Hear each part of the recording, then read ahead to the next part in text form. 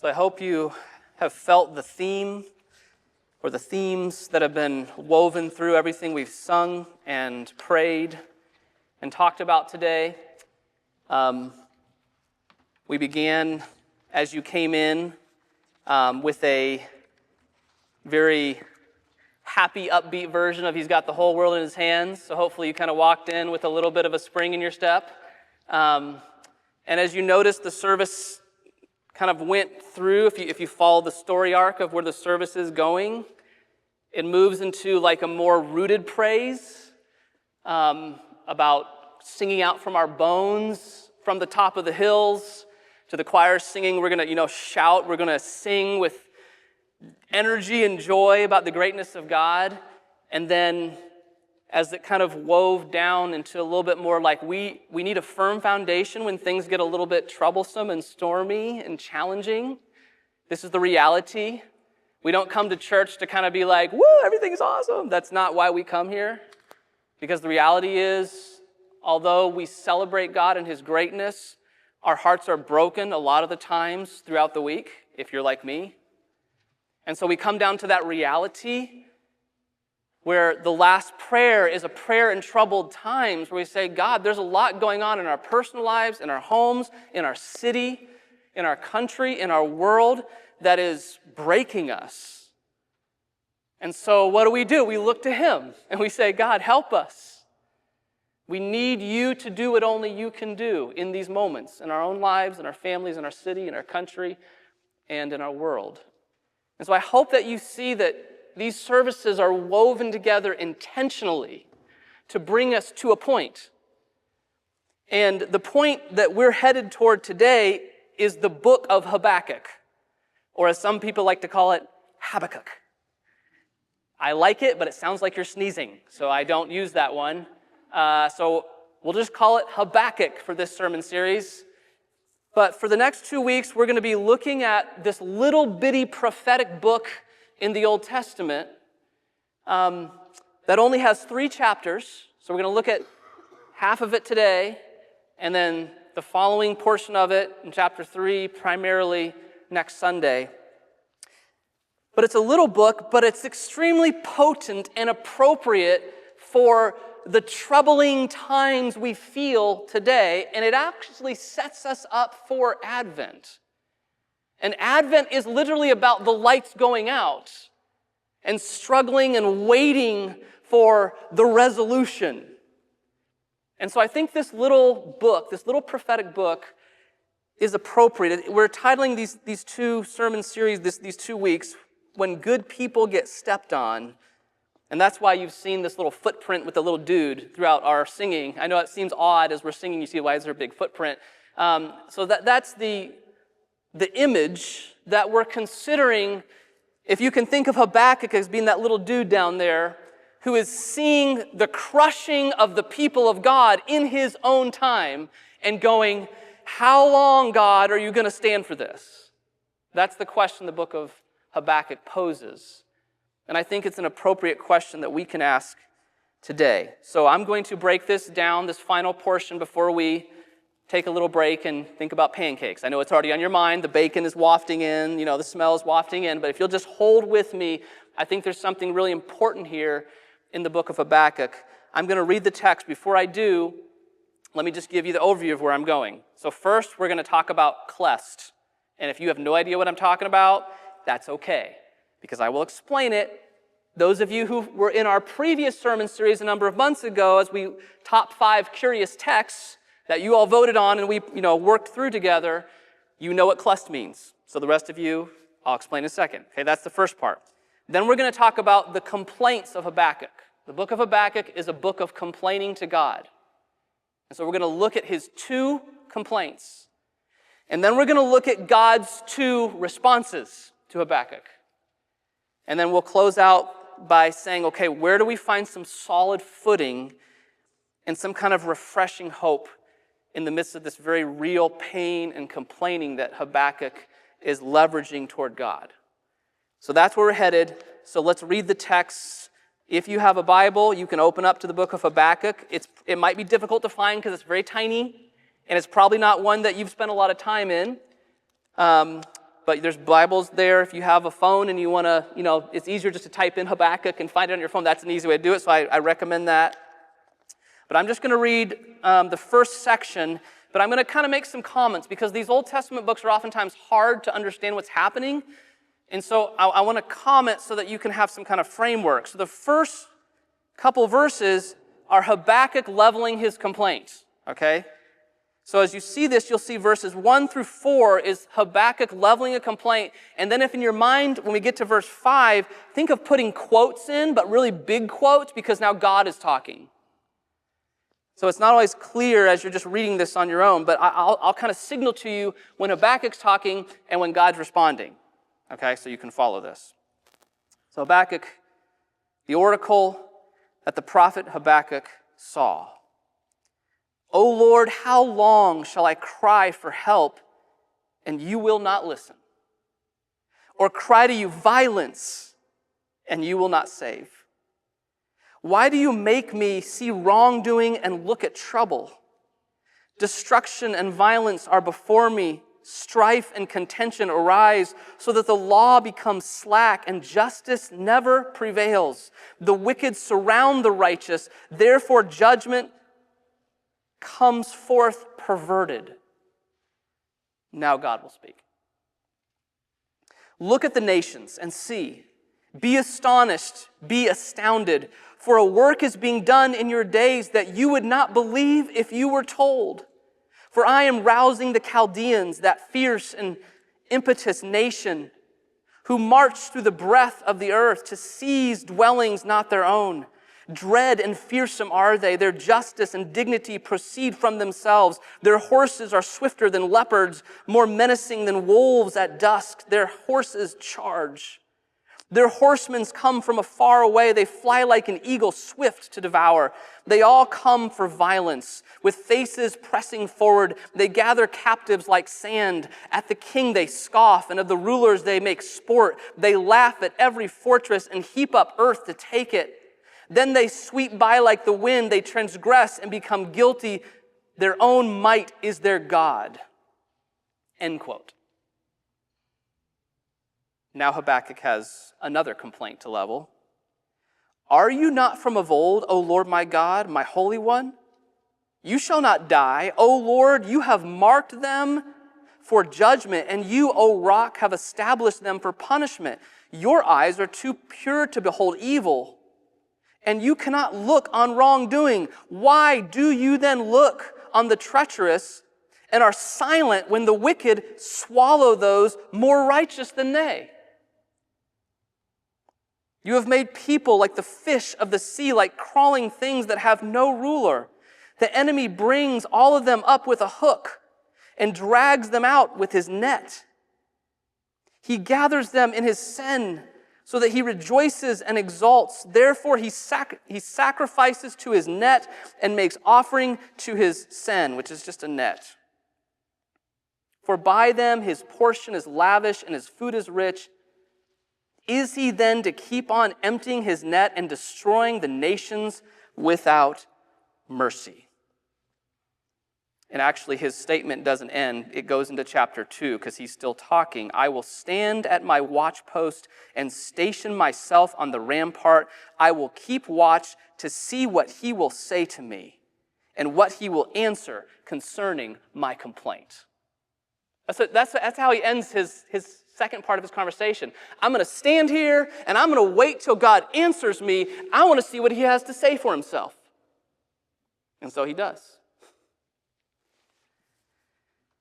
Now, number one, this is just a beautiful way of dealing with prayer because it's honest and it's raw. But number two, I'm curious, how will God answer these charges? Aren't you? So before we look at that, let's just pray and ask the Lord to help us to make sense of this text for the solidity of our own hearts and faith. Lord, as we just unpack this text for a few minutes to close out the service, we just ask that you would allow us to see the pain that Habakkuk is wrestling through, to help us to feel the tension that is being played out here between Habakkuk and you as this conversation goes back and forth and as you have something to say to us during our own troubled times. I thank you that we can step back into ancient history and see your dealings with this people of God as they are affronted by these empires like Assyria and Babylon. And God, the same rock-solid confidence that you were offering them is what you're offering us. And maybe even in a more exaggerated way through the person of Jesus. And so we pray that we would be able to make a little bit of sense of this and that it would literally stabilize our hearts over the next few weeks. And it's in your name we pray. Amen.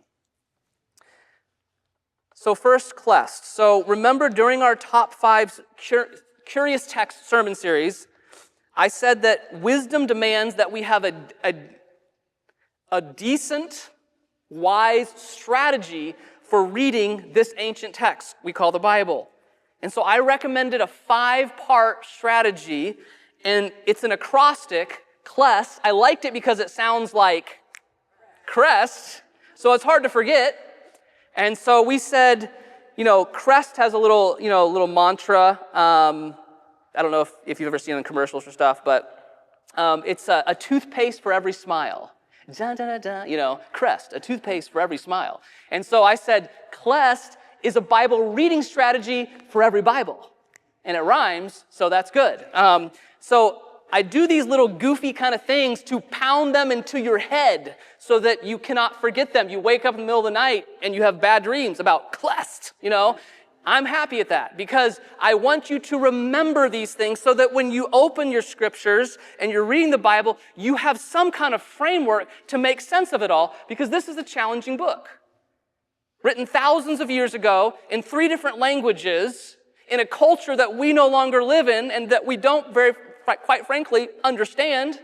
And so we have to have some kind of framework to deal with it. So Clest stands for, first of all, well, let me ask you. Let's see how many of you can remember this. So what does the C stand for, class? Emotional. No, I wanted you to say it. Emotional bonus points for you guys right here, okay? Context. We want to look at the context in which this book or whatever text we're dealing with is in, like the historical context, the cultural context, before we decide what this means or make some kind of crazy, this is what you should do based on this text. Before you do any of that, you better make sure you understand the bigger context at play. And then we talked about the L, and the L stands for literature. So what kind of literature are we dealing with?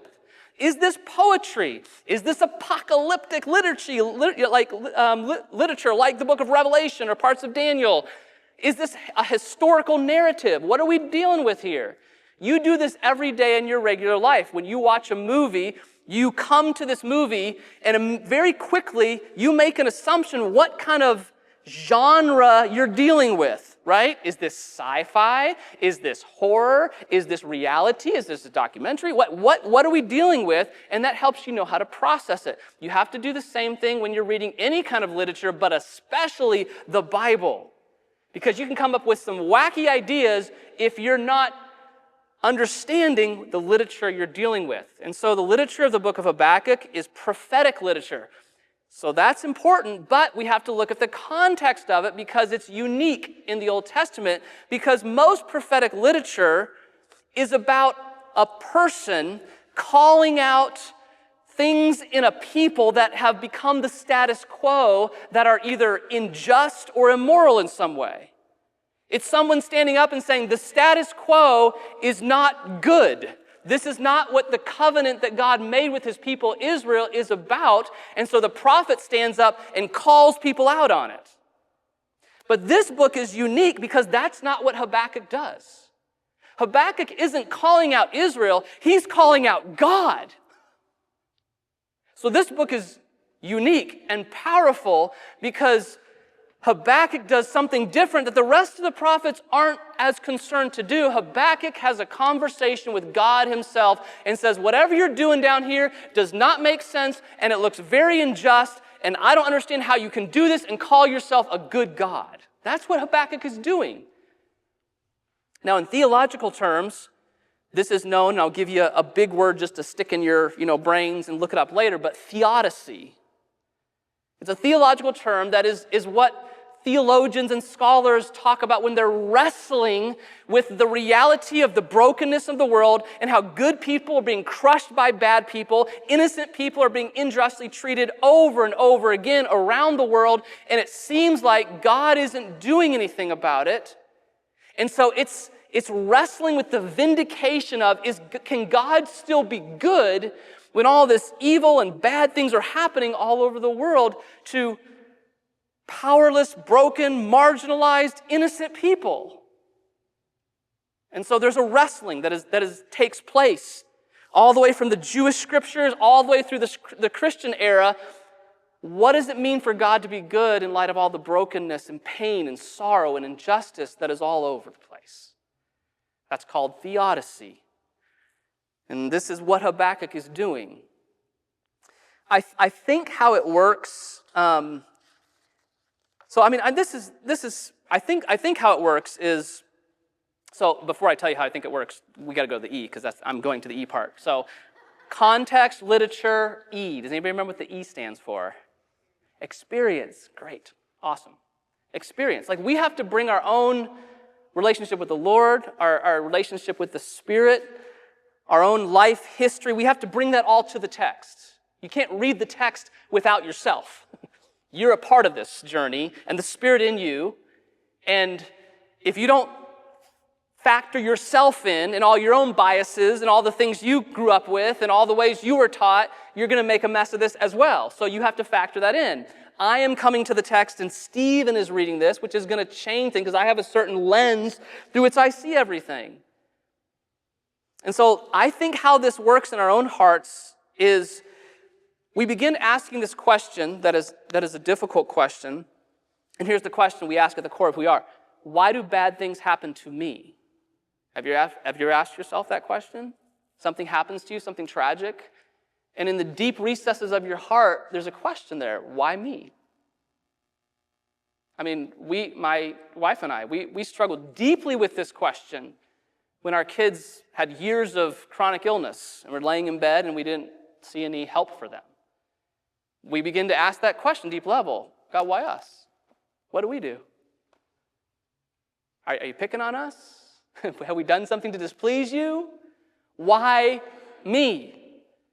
And this is a very human reality. It's a question we ask at the core of who we are. And then we go broader, though. We go, wait a second, it's not just me. Why do bad things happen to people all around me? And it seems like the wicked prosper out of it. Like we start asking bigger questions. We start looking around, because this is how our experience too. We started seeing our own pain, and we started looking, it's not just us. Look at these friends, those people, this nation, this country, they're suffering injustice, and it seems like the wicked people are the one who are prospering from it. What's up with that, God? Now, if I just said that like that, you might be offended I'm saying that, but this is what Habakkuk is doing. So if you're offended, take it up with Habakkuk. And then we ask a broader question, because you have to. Once you go down this line, you have to start asking bigger questions. And the next question we start asking is, why does God allow this or ignore this injustice? See how it's getting kind of bigger. From me and my pain to people around me to now a bigger question about why God would allow this. And then even bigger, how can God be good in light of the injustice, tragedy, and evil that is wreaking havoc on the world? And so now we're calling into question the very goodness of God. And this is what Habakkuk is doing. He's asking God to vindicate himself, because what he's doing to the people of Israel doesn't look good or just or wise. And so Habakkuk says, I'm going to sit on the wall until you tell me. I love that. So isn't this interesting? This is what a prophet does, and yet it's not what a prophet does. A prophet, if you've ever seen you remember the old movie The Matrix? You guys remember this? It was 20 years ago or something. And the dude sits down in the chair with the guy in the glasses. You know what I'm talking about? And he offers him the two pills, the blue pill and the red pill, I think it was, or pink or red, I don't remember. Red or blue, yeah. Which one do you want? And so one of them was a pill that would show him reality. Like he was living in a false reality. He had embraced the status quo. He had embraced the world as he was told it was. But if he were to take this truth pill or serum or whatever it was, his eyes would be opened and he would see the reality of the situation, which wasn't good. It was brokenness everywhere. It was bad. And they were fighting against this injustice, this broken vision of the good life. That's what a prophet does. A prophet says, do you want to know the truth? Because you've just accepted the status quo, but this is a broken vision of what is good, and a prophet calls this out. Habakkuk doesn't really do this. And I think it's worth us wrestling at a pretty deep level as to what he is doing. So, Clest, context, literature, experience, and then anybody remember the S? Story. We have to look at the bigger story that this text is a part of. And the bigger story historically, so this is part context, part story, the bigger story is that the people of God have been crushed by the Assyrian Empire. The Assyrian Empire was the superpower of the day, and they had crushed God's people, and now you just kind of had the southern kingdom kind of hanging on for dear life, still kind of being assaulted and by the Assyrian Empire. But Habakkuk, as a prophet, knows that looming large on the world stage history is the army called the Babylonians. And that's who God addresses when he says the Chaldeans are coming. That's the Babylonian Empire. And the Babylonian Empire was, we know this from history, was going to come and crush the Assyrian Empire and then take the number one place on the world stage. And they would literally come in and crush the capital city of Judah. They would crush Jerusalem itself. Now, if you're the people of God and Jerusalem is laid waste, Jerusalem is crushed, you've lost everything. Because the whole of who you are as a society and as a covenant people is based upon God's promises that are centered at the temple in Jerusalem. If the temple and Jerusalem goes, everything goes. And this is what God is pointing to as a part of his response to Habakkuk's complaint. Habakkuk says, why are you letting the people of God be oppressed and crushed, and it seems like the wicked are just prospering from it all? And God's response is, well, I've got a plan, and this army is coming, known as the Chaldeans, the Babylonians, and they're going to come, and they're going to crush the Assyrians and take over everything. They're laying waste to everything. And so you can just imagine Habakkuk's angst. That's your plan? You're going to take a worse army, a more violent army, and they're going to come crush the violent army we're already dealing with, and that's what your plan is. Do you see the weight of this? These are massive things. I mean, it's literally God saying they're going to come and lay waste of Judah and Jerusalem and everything you know and hold on to. And so he says, well, then I got another complaint. How can you use wicked people to accomplish good ends? Good ends. That's when he sits on the wall and won't go away until God answers. So this is the bigger storyline. We've looked at the storyline, the experience, the literature, and then finally, the last one. What's the last one? Anybody remember? The T. The T. Tradition. Thank you. Tradition. How has the historic church dealt with this in the past? How has this theme in this book been used in the history of the church for the past 2,000 years? Well, I would say for us, not much. Like, how many of you have ever heard a sermon on the book of Habakkuk? Anybody? Habakkuk. No, we don't even sure exactly how it sounds. No, it's not something we commonly talk about. But obviously, throughout church history, it has been a book that has been addressed and written. Numerous commentaries and scholars have wrestled with it throughout church history. In fact, I even put on the front of your worship guide a famous statue of Habakkuk that you can go and see personally. So He's not an unknown prophet, but I do think that it's time in our cultural moment to bring Habakkuk back to center stage and have a conversation with him about his conversation with God. So that's Klest. We've mentioned the complaints, the 2 complaints, and now let's just think for a few seconds about the responses of God. How does God respond to Habakkuk's valid concerns and complaints? First of all, God responds by explaining that there is a plan in place. In his first response, he explains what's going to happen when the Babylonians come. And that's why he uses this imagery of, this net that is being gathered up. These people are like little animals and fish being gathered up.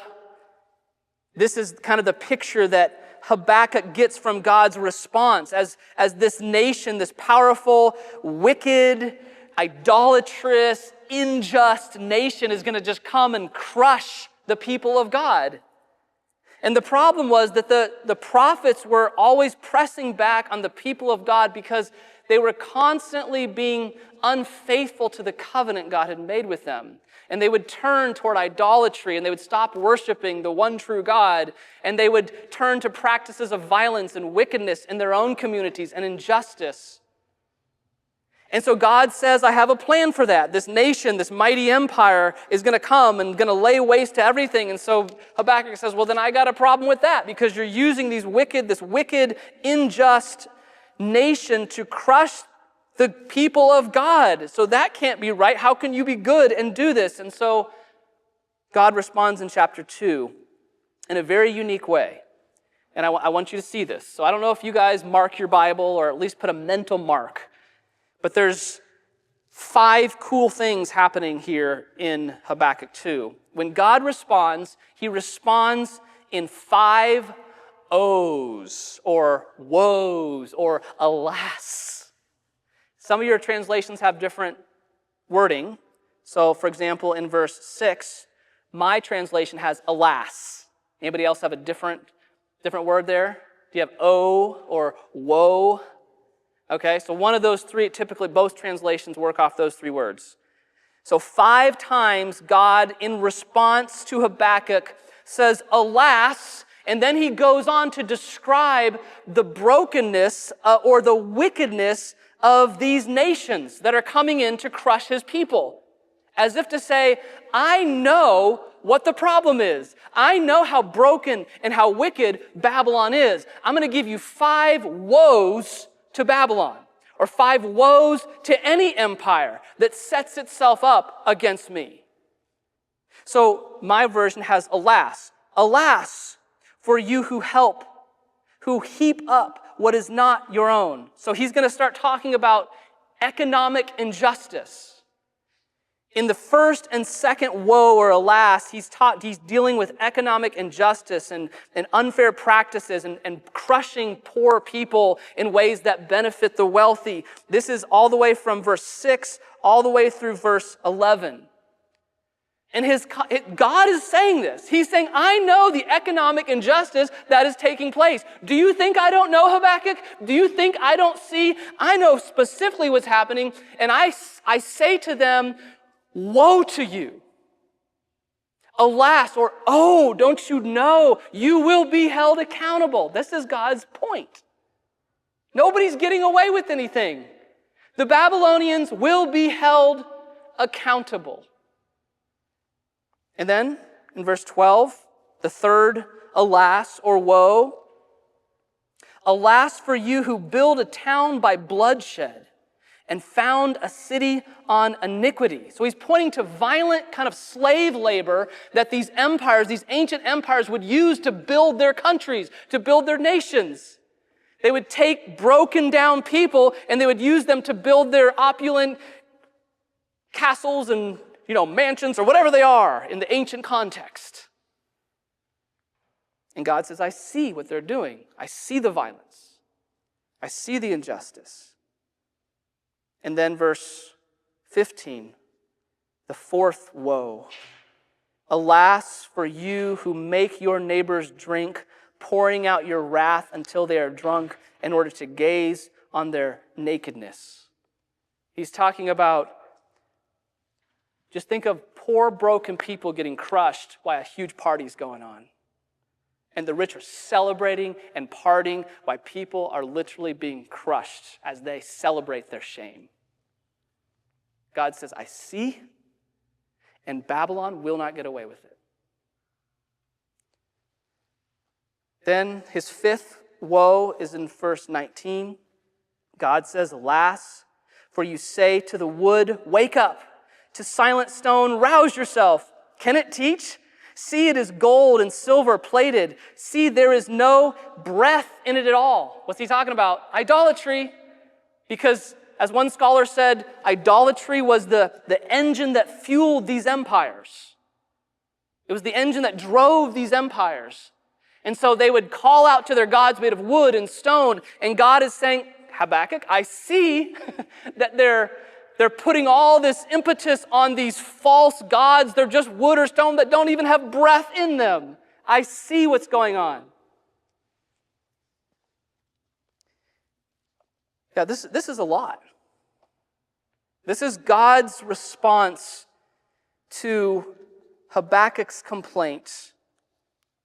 And I think at least what we have to recognize, along with Habakkuk, is that, God sees what's going on.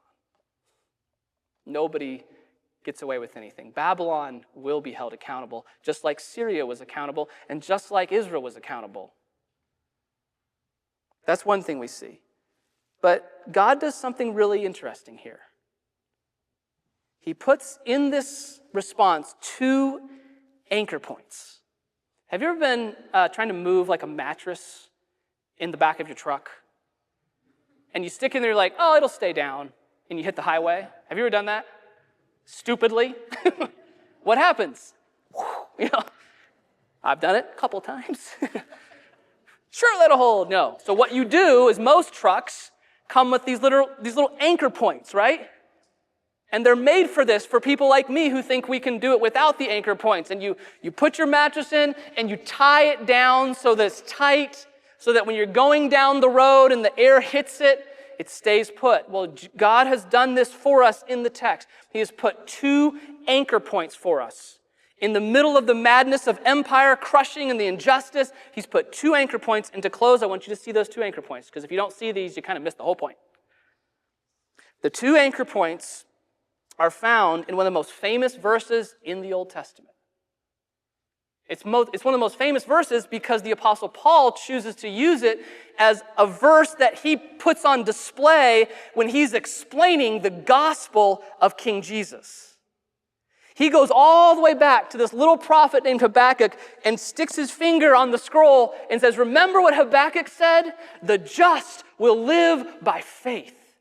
And he uses that as his explanation of how the gospel, remember, the announcement that the King Jesus has come in his death and resurrection and has brought in the kingdom of God through his sacrifice. He uses that to show what happens in his people and how we hold on to that gospel. And it's found here in Habakkuk 2, verse 4. Look what it says. Remember, this is God talking. Look at the proud. Their spirit is not right in them, but the righteous live by their faith. Now, this is crazy. God is using pride as the opposite of faith, not doubt. That's really comforting. You know why? Because who's doubting as we are like, Habakkuk is literally complaining to God about what are you doing? This can't be right. Doubt is not the opposite of faith. Pride is the opposite of faith. It's these nations, these empires that are putting their self-sufficient, their strength in their own armies and their idols. And God says, no. These proud, it's right there in the context. Remember the sea, it's right there in the verse. Look at the proud. Their spirit is not right in them. There's something broken in them. The just, the righteous will live by their faith. their truthfulness, the reality of the situation. This is what God is saying. The reality of the situation is that my assessment matters more than anything else. Do you trust my assessment of what's going on here? Do you trust that I see what's happening? Do you trust that I will hold all nations, all people accountable, that nobody gets to be unjust and just kind of get a pass and just live in their wealth and their glory? No, I will hold them accountable for their crushing of the poor, for their breaking down of the marginalized, for them chasing people who need our help. I will hold them accountable. Babylonians, Assyrians, Israel, us. Proud, look at the proud, but the righteous will live by their faith. And this is why Paul chooses to use this in the book of Romans.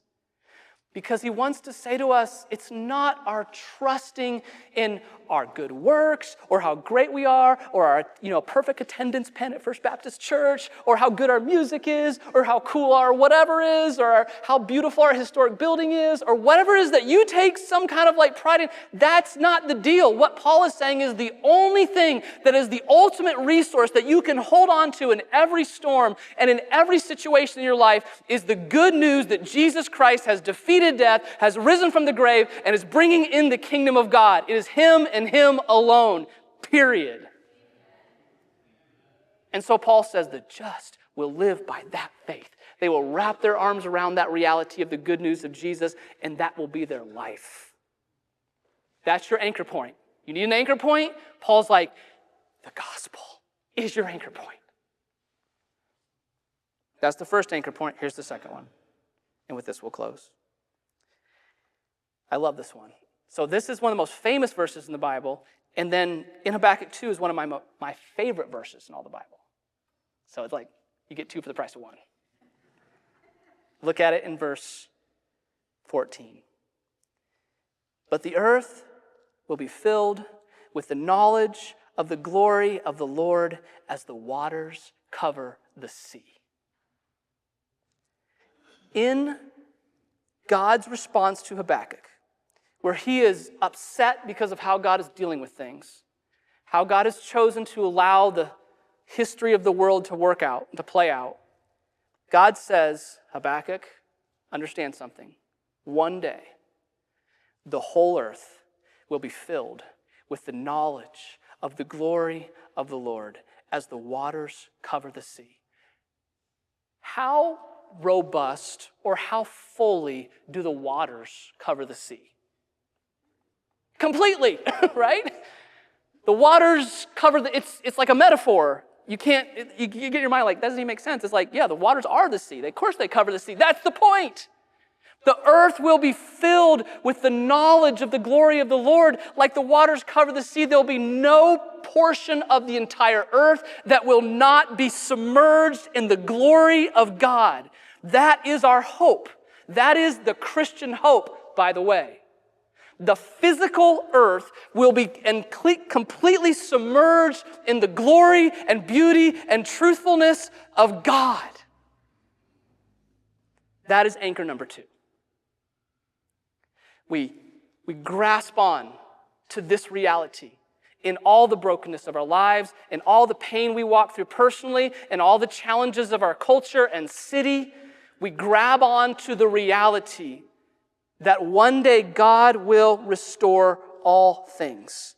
We will literally drown in future joy. That is our Christian imagination. That is what we hold on to. And so I want to invite you, along with Habakkuk, on that wall, standing there. God, I'm waiting for you to say something. I'm waiting for you to explain things to me. And so God does. He graciously and compassionately explains to his prophet that he can literally root his life in 2 massive realities. One, he can root himself, he can link himself, he can sink roots into the faith that is the reality of what God says about the situation, that God holds people accountable, that God will do what he said he will do. He will keep his promises. He will not let injustice go without dealing with it eventually. And we can root ourselves in that reality. Instead of holding on to our own pride, we can fix this. We've got the resources to make this work. We can be self-sufficient in the midst of the chaos. God's like, no. Pride never works. You always have to go and wrap your arms around him in complete dependence. Blessed are the poor in spirit, for theirs is the kingdom of heaven. That's anchor point 1. Anchor point 2 is that God will one day restore all things, so that the very earth will be filled with the knowledge of the glory of God like the waters cover the sea. And this, I would say, gives us courage to go out there this week with some joy, even with heavy hearts, but rooted on these two realities: our faith in the good news of Jesus and our hope in the future restoration of all things. Would you bow your heads and close your eyes?